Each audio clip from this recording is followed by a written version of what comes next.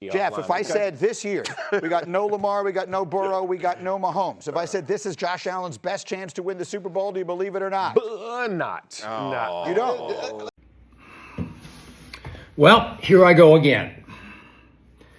The Philadelphia Eagles, the team I hate the most in the National Football League. The Super Bowl is not always won by the flashiest quarterback or the loudest hype train. Sometimes it is won by the team that is built like a machine, a team that can win ugly, a team that can win when the script flips. And if the Philadelphia Eagles line up against the Buffalo Bills on the biggest stage in football, I am telling you right now, the Eagles will beat the Bills in the Super Bowl. I understand what everybody's saying. Their defense is not good, okay? And it is hard. I know they can run the ball well. Their receiving core isn't elite. You're asking him to do more with less against three of the best defenses in the NFL. You're going to have to go beat some really good ones. Yeah. And you saw what happened when they played the Texans. It is tough sledding. And I understand, and I love the heck out of Josh Allen. Absolute beast, stud, all of those things. But, man, you're asking him to go beat some really good quality teams with a team that's not as good as what he's had in the past. Right. And I know what some of you are thinking. You are thinking Josh Allen is a superhero. You are thinking Buffalo has been knocking on the door for years. You are thinking this is finally their moment.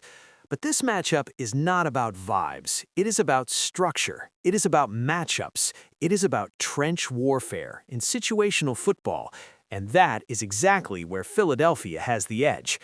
Before we get into the breakdown, hit the like button if you love bold Super Bowl takes, and subscribe if you want more NFL predictions and film-style matchup breakdowns all season long. Now let's talk about why this specific matchup ends with confetti falling on Philly. Good football. Well, over the last 5 weeks, my concern would have to be the front seven, because they've been giving up 130 yards on the ground. We know what they are as pass rushers. We know what they are playing with a lead. But you cannot be getting out physical and bullied like this going into the playoffs. And they're a dynamic group, but giving up 130 yards a game over the last 5 weeks is not a recipe you want going into the playoffs. They might have to deal with. First, let's set the stage. The Eagles and Bills represent two different identities. Buffalo is built around one thing, controlled chaos, powered by a quarterback who can erase mistakes with raw talent. The Eagles are built around something scarier, balance. They can run, they can pass, they can control tempo, they can win fast, they can win slow. And in a one-game championship, that flexibility is everything. The Bills are one of the Super Bowl favorites, and rightfully so. Their quarterback, Josh Allen, last year's MVP, is very much in the running for this year's MVP again. And maybe more importantly, it doesn't look like Patrick Mahomes or Lamar Jackson are going to be in the playoffs. Because the Super Bowl always turns into a test. Not just a talent test, a patience test, a discipline test, a protection test. And the Eagles are the type of team that can drag you into deep water and keep you there until you drown. Let's start with the number one reason the Eagles beat the Bills: the trenches. 30 yards a game over the last 5 weeks is not a recipe you want going into the playoffs. They might have to deal with Chicago. They might have to deal with Philly. Those are teams you don't want to have to deal with when you can't stop the run. So I have a concern with the front seven. Super Bowls are not won on social media. They are won on 3rd and 2. They are won on the goal line. They are won when your offensive line takes over the fourth quarter and the other team knows what is coming but cannot stop it. Philadelphia is built for that moment. Their identity starts up front.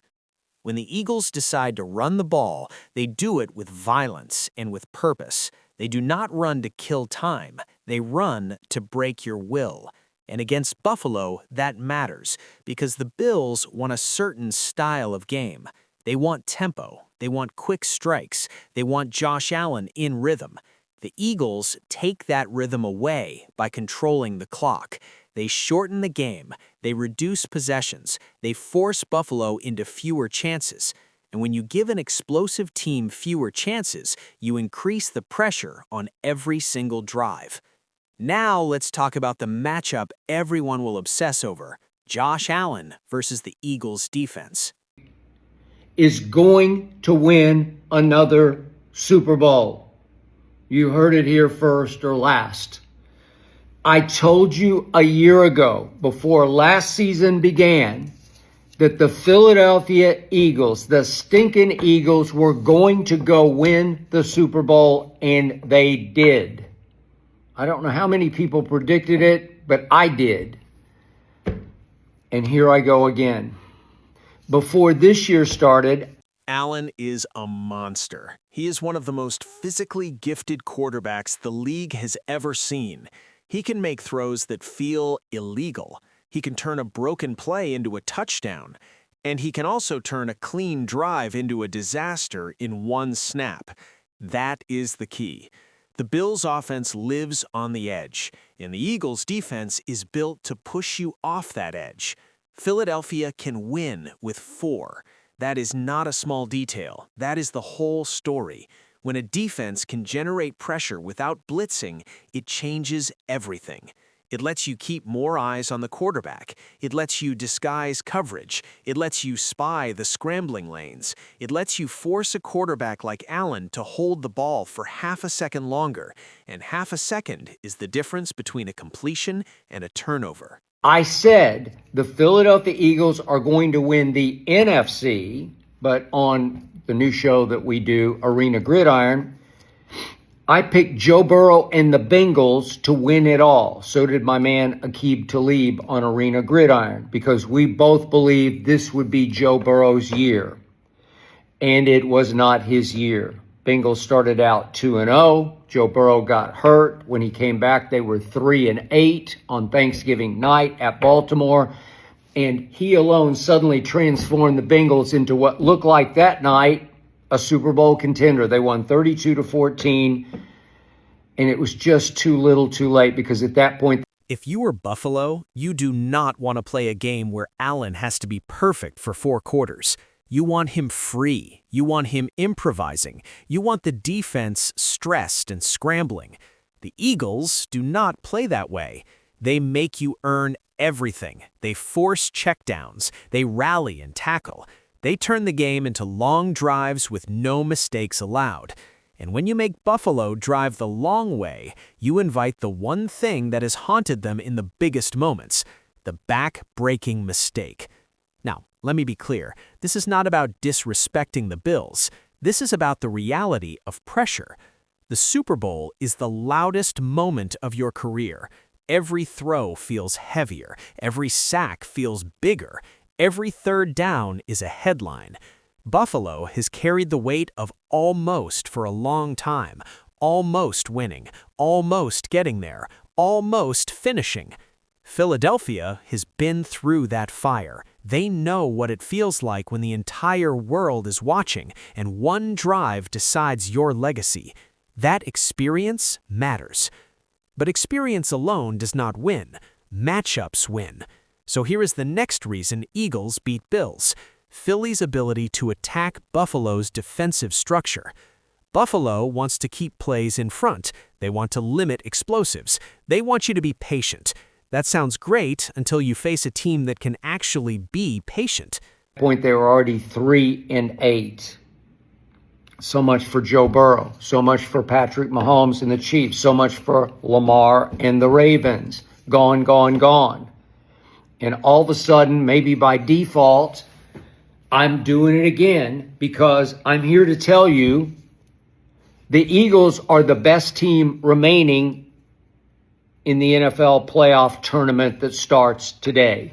The Eagles can live in the short and intermediate game. They can feed the run. They can use play action. They can punish soft boxes. They can get easy yards and stay ahead of the chains. And once you're living in 2nd and 4 and 3rd and 2, your whole playbook opens up.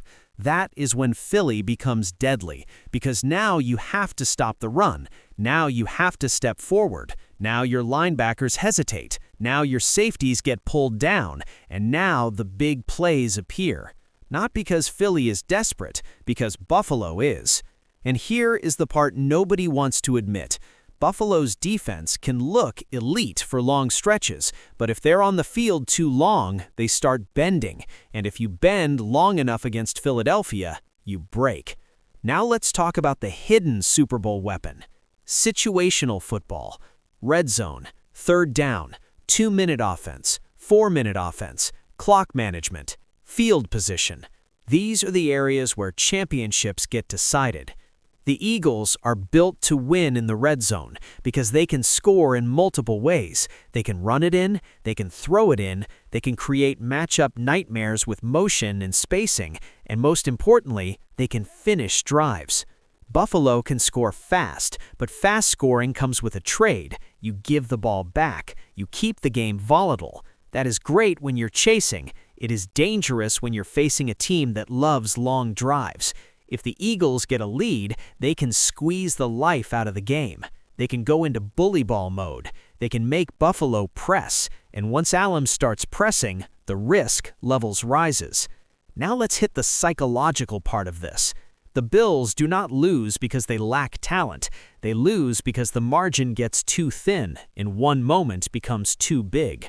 Against Philadelphia, the moments will come in waves. Fourth and short decisions, goal line possessions, third and medium conversions, late game clock situations.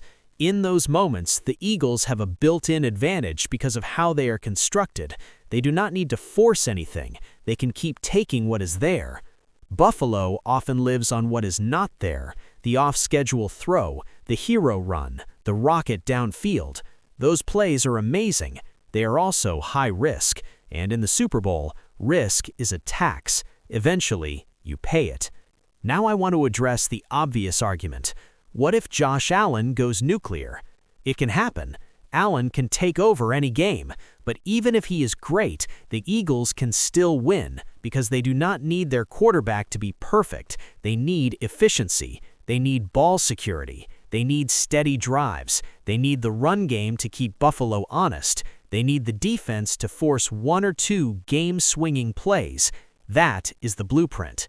And here is what makes the Eagles so dangerous. They can win multiple ways. If the game turns into a track meet, they can score. If the game turns into a fist fight, they can win that too. If weather becomes a factor or nerves tighten up, they can lean on the run and defense.